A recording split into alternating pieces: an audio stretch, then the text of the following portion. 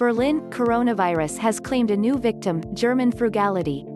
Berlin dropped its long-standing resistance to common European bonds, as Chancellor Angela Merkel and French President Emmanuel Macron agreed to a blueprint for a €500 billion recovery fund to help the countries hardest hit by the pandemic get back on their feet. Under the plan, the recovery fund would be fully financed by debt issued by the EU and backed by all 27 members. The money would be distributed by the European Commission in the form of grants as part of the bloc's normal budget and repaid over the long term by the EU. While the proposal was welcomed by the European Commission, it would require the approval of all EU member countries, which promises to be a tortuous process, to be realized. Countries such as Austria, the Netherlands and Finland, which share German traditions of parsimony, are likely to oppose the plan, or at least try to. Austrian Chancellor Sebastian Kurz wasted no time in making clear that the hardline frugal faction had not changed its opposition to grants for coronavirus-hit countries. "We are ready to help most affected countries with loans," Kurz tweeted after consulting with his counterparts from Denmark, the Netherlands and Sweden. Even so, the Franco-German accord marks a major breakthrough. "Extraordinary circumstances call for extraordinary measures," Merkel said at a press conference following a video call with Macron during which they sealed their agreement. Macron struck a similar note. "The crisis that we are experiencing is unprecedented and it requires a response which is efficient, collective and above all European," he said.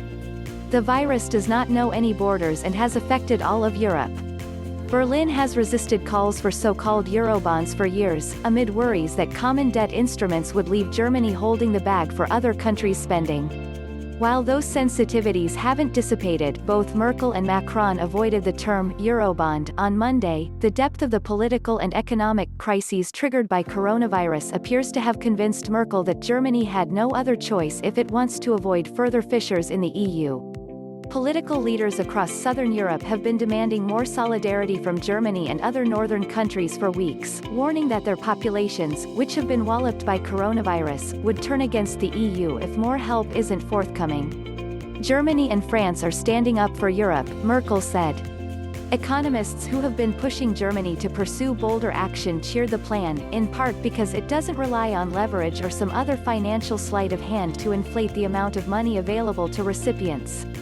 "It's a pretty good proposal," said Lucas Gutenberg, a former European Central Bank economist who is now the deputy director of the Jacques Delors Center, a Berlin-based think tank.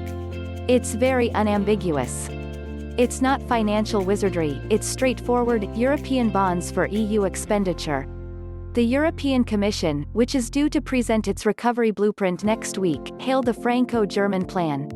It acknowledges the scope and the size of the economic challenge that Europe faces, and rightly puts the emphasis on the need to work on a solution with the European budget at its core, Commission President Ursula von der Leyen said. "This goes in the direction of the proposal the Commission is working on, which will also take into account the views of all member states and the European Parliament." Though the size of the proposed recovery fund is smaller than some had hoped, the fact that the money will be distributed as grants to the countries most in need, and not as loans, marks a major concession on Merkel's part and suggests that the German leader has learned from past crises.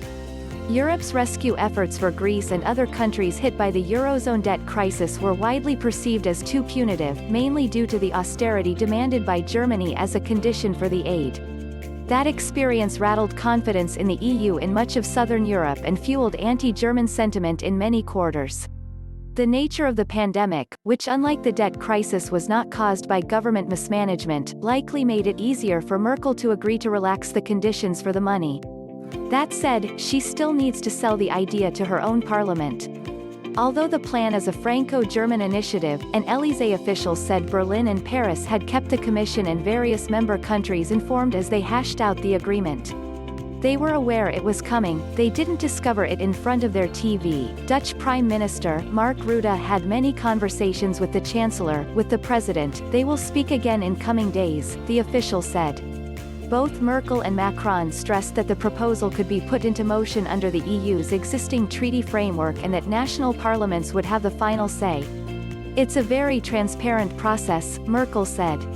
The two leaders said that countries and sectors with the greatest need would be given priority, while adding that it would be up to the Commission to work out the details.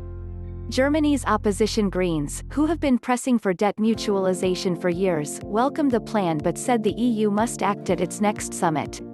Now we need quick approval for an ambitious EU budget to ensure that these urgently needed funds can be distributed, said Franziska Brandner, a Green MP who is her party's spokeswoman on EU affairs.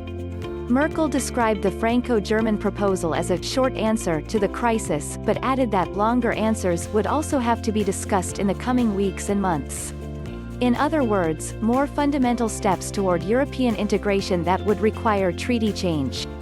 Europe's divisions have put such sweeping reform plans out of reach in recent years, and it's far from certain that the coronavirus crisis will change that dynamic.